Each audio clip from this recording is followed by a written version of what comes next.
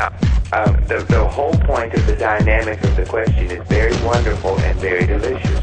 The point is that everything that you human creators are responsible for creating, but don't want to take responsibility for, you create a substrata for these types of anomalies of the unexplainable.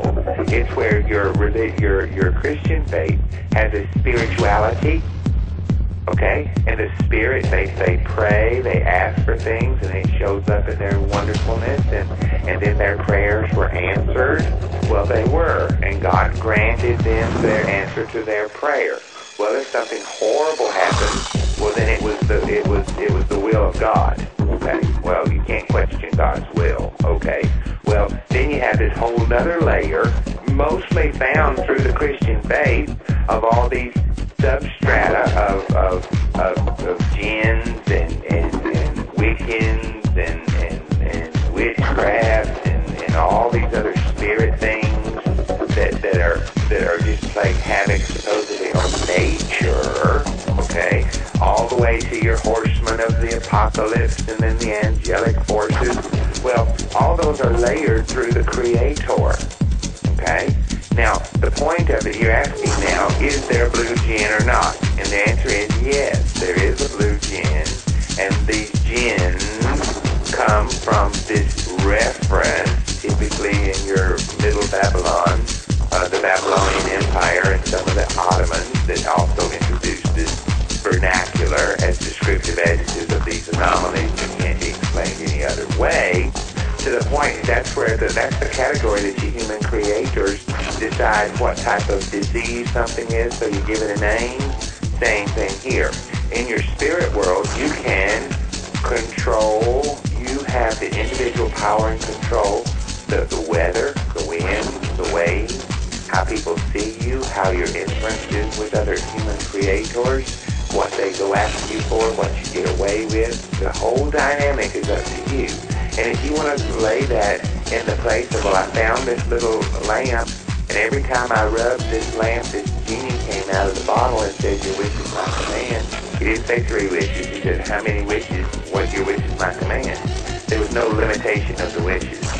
And if that was the non-physical experience of you, and every wish you asked the jinn would come true, every single time without fail or exception, wait a minute, that's what really happened.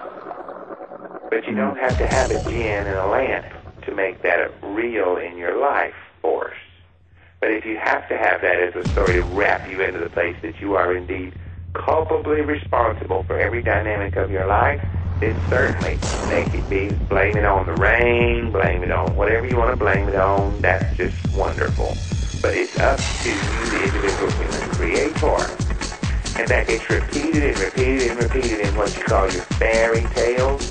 Well, the fairy is the place that you can't get to. Well, you're not good enough. Well, some are. Well, you say they won't come and talk to me. Well, they do to some. Well, the little, you mean the gnomes are real? Yes, if you empower a gnome, exactly. Your checkbook can control your reality if you give it the power. So is your checkbook now a fairy tale? Is it a gnome? Is it a fairy? Do you get a magic checkbook with an unlimited balance? Yes. So I am thinking of the Freudian idea of the unconscious, or the Jungian idea of the collective unconscious, and then you bring in McLuhan's idea that you create something, there are side effects.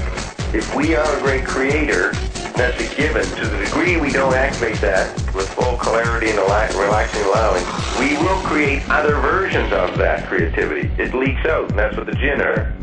Well, no, but it's not the negative. If you had a jinn and it was working for you, you wouldn't tell a living soul. You wouldn't want to jinx it. You just want to go with it. You wouldn't want that on Time Magazine Person of the Year stanza. Here's how I made it. I have a magical blue jinn that gives me everything I want whenever I want it. No. Then you become the Oracle of Omaha. I ain't telling how I got it. I know, but I ain't telling. Okay, so we do create things within our powers, and like all our technology, the things to play with.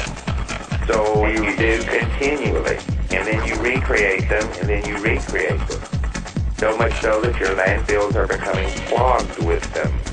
Right, so there's there's a fine line between creation by default and creation full-blown. Well, creation in its essence. So we're creating.